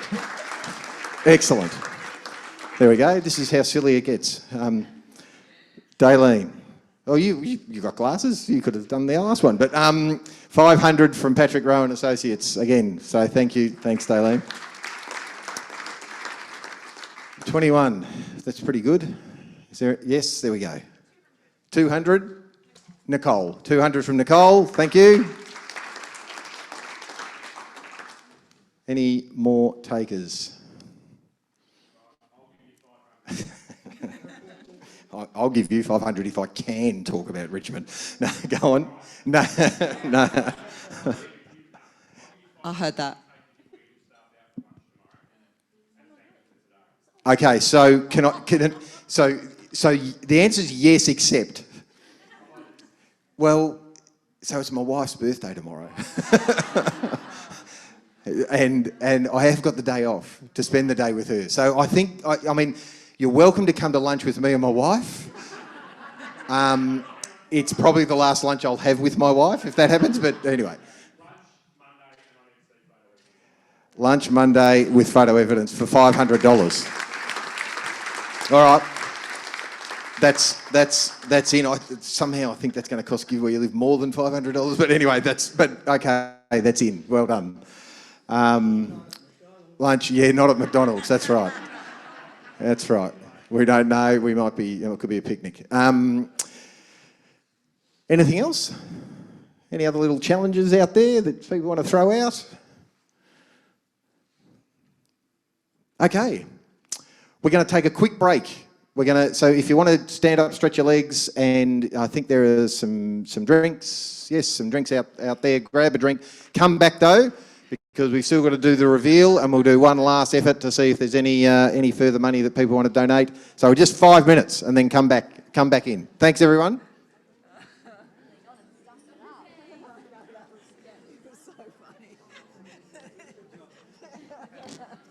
Seriously, you people, what's going on? How are you going there? I'm sure that an administrative error doesn't mean you have to put in 500. No.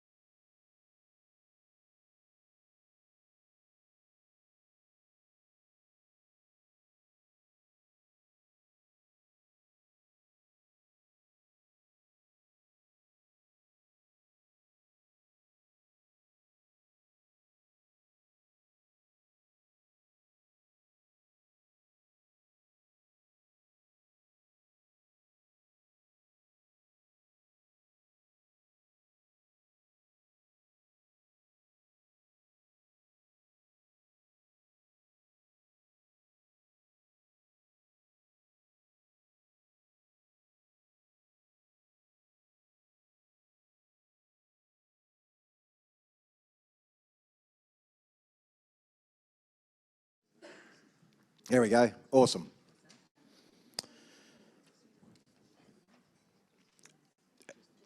Are we up to date with all the online stuff too now? No? Do we need to announce any, or? We will we've got a couple. Okay, good.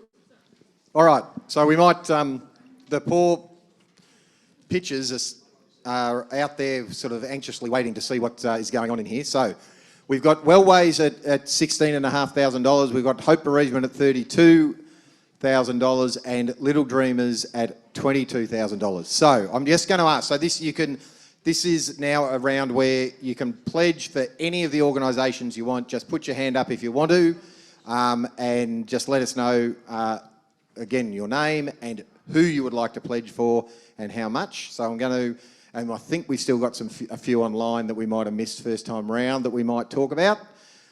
So is there anyone who's got anything else that they would like to nominate to any of these fantastic organisations doing amazing work, actually? Amazing work.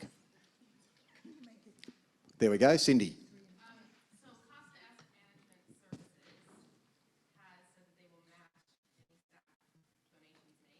Right. So that means, based on my calculations, another $400 for Wellways. $400 from Wellways. So this is Costa Asset Management Services. It's a mouthful. Is going to donate from any staff here tonight who've donated their matching, which is awesome. Thank you to all of you.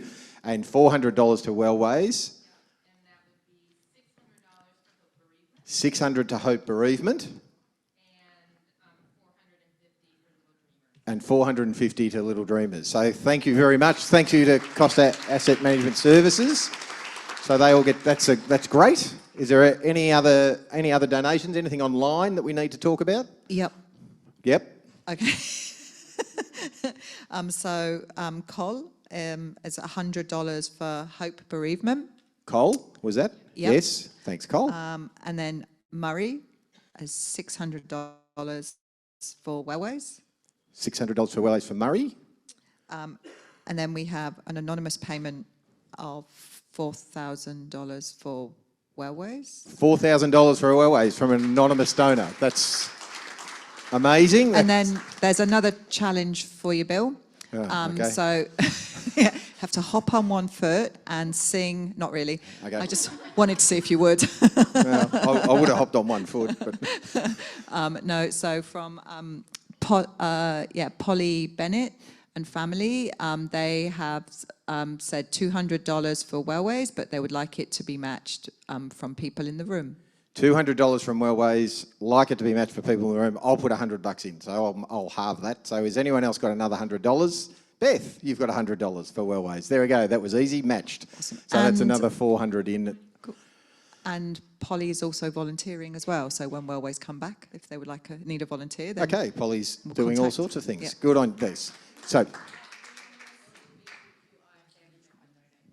you're asking for anyone with a LGBTQI family member if they would like to donate. Is that what you're asking? That's your pledging. There we go. $100 from Kate. Thank you, Kate. Thank you, Kate. I'm sure we've had donors. Anyone else? Oh, it's $100 to who? Sorry. Oh, sure. Well, Wellways, clearly. What am I? It's been a long night. Elaine. Little Dreamers, $500 from Elaine Costa. Thank you, Elaine. Ooh. You got another one? Righto, go on. Got a couple more. Oh my God, I've gone completely blank.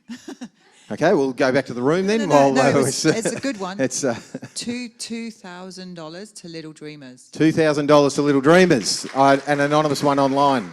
And $500 from online payments for Wellways. $500 from online payments from Wellways, which I think we missed a few of them at the first time round, so that's great. Will, $100 to Hope Bereavement. Thanks, Will. Any last, Phil? Were you scratching your head or were you putting your hand up? Phil Anglin, Wellways, $500. Thank you, Phil. Okay, so are we exhausted? No, Gavin?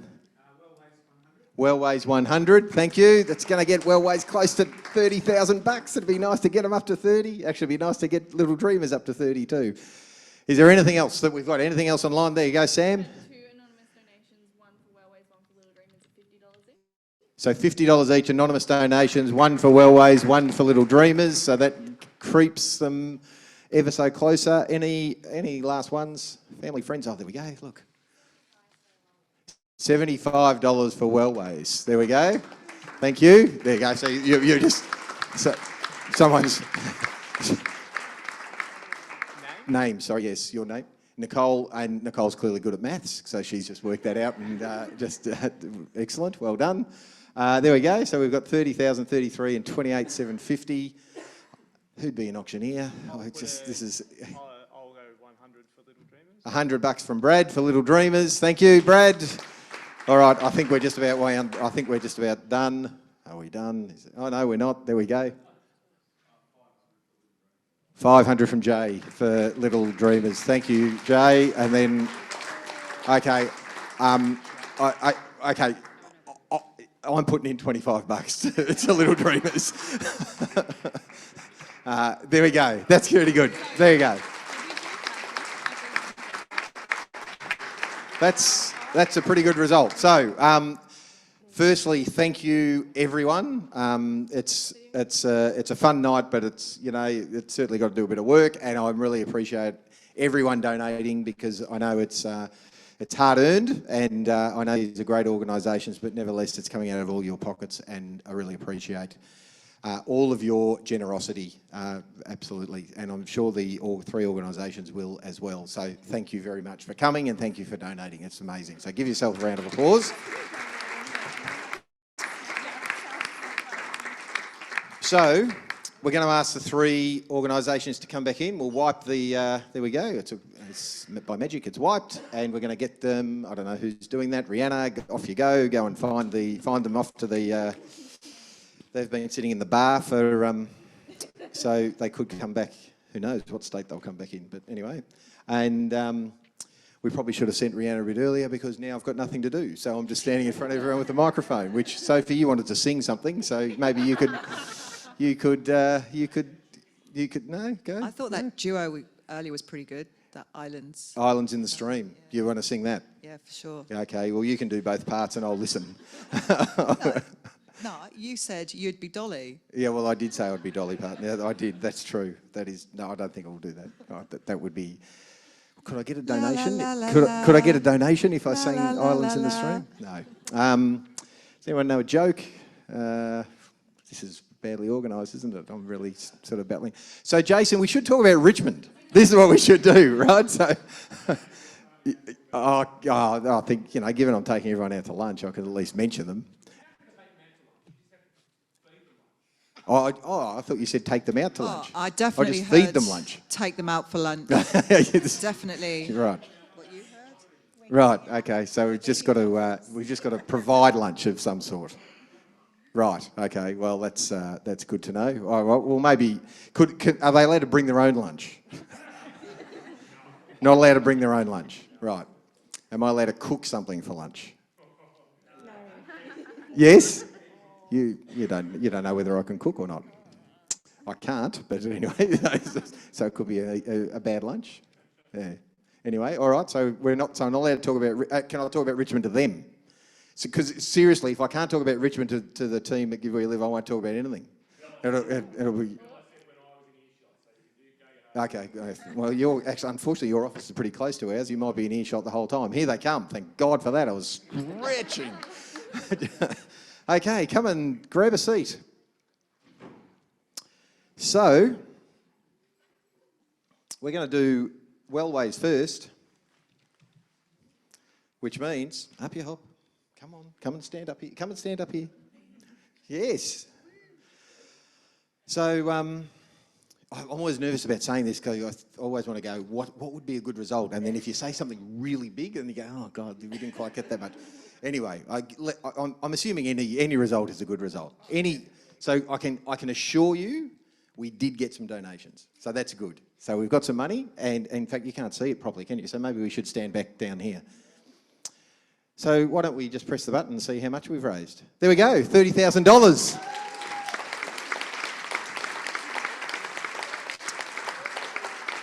So that's pretty good, Amiel. That's pretty good. So everyone was incredibly generous and very supportive and thought your pitch was fantastic, and I think you can see that by the amount of money that was raised. So congratulations. Thank you so much, everyone. That's a pleasure. I might cry. No. Okay, so Hope Bereavement next. Come up.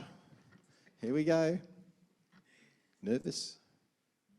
Are you more nervous now or you before? Way more nervous now because you're pretty sure that you'll get some donations. Yeah, I think you're pretty safe on it, I think. As I said to them at the beginning when there were no donations, I was like, come on people, we're not here for a haircut. We've got to donate. So they did. And let's press the button. There we go, 33,000. That's pretty good. So hopefully, and same thing, everyone has been so impressed with the pictures and yours particularly as well. So congratulations, and we're very pleased to be able to provide that to you. Was that a pun, hopefully? Well, yeah, that must happen a bit, does it? Yeah, that's right. Pleasure. Congratulations. And then the Little Dreamers. Come up, Taylor and Jean. So are you nervous? Yeah, like nervous. So nervous. I wonder, do you think it's going to be more, less? I have no idea. We're just happy to be here. Yeah, right. All right. Well, let's. I think Brad's doing it. There we go. Go on, Brad. There we go. It's kind of the same. There you go. There we go.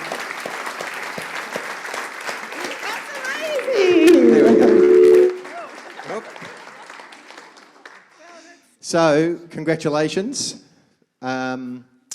Again, a fantastic pitch, a really fantastic pitch, and I think you can tell by what everyone did. So, congratulations, guys. Thank you. There you go. Righto. Okay, so that's it. Thank you. Again, thank you everyone for coming, being here. I think there's still probably some drinks if people would like to hang around and have a drink, and I'm sure some food, some cold hamburgery things up the back there, if they sound pretty appetising. So thank you very much for being here. It's been a great night. It always is a really good, fun night, and I know these three organisations will put this money to use in an amazing way, and so congratulations to them. Can I just quickly, once again, thank Anthony Costa Foundation, G-Force Employment and Recruitment, Harwood Andrews and Kerrs Hire for helping us with the match funding, particularly to Cindy and the Anthony Costa Foundation, who put in a lot of time and effort to this event and help support us. So thank you to all of you for being here. It's been really amazing. And the final thank you I need to do, actually, yes, it is, the final thank you I need to do is to thank the team who put this on, Jason. Yes, there we go. So, the fundraising team at Give Where You Live's a small team, but a really busy one. And for as we found out, for a couple of people, this is the first time they've put this on, and there are a few moving parts to this event to make sure it all works on the night, and they've done a fantastic job. So, Christy, thank you very much, who leads the team. Sam Thomas, thank you. Beth, thank you. Beth Long, thank you very much. And to Sophie Harris, who I think has spoken to everyone in the room tonight to make sure they're here. Thank you. Amazing. And I also need to thank Hannah Simpkin, who's not in our fundraising team, but our impact team, and has looked after these three organisations, helped them with their pitching, and supported them through a stressful little. So thank you, Hannah. You've done a fantastic job of being on the phone to your little crew here quite often in the office. So that's it. So thanks. So if you want to settle your pledges, please do so. Easiest to do it tonight. If you can't do it tonight, you'll get an email from us tomorrow. But please come up. We've got FPOS and everything ready to go, so you can settle your pledges. And thanks to all those people who are online at home and playing along and donating significantly. It's great that we're able to do this in both an in-person and online fashion as well. So thank you everyone again, and we'll see you next year. Good on you. Thank you.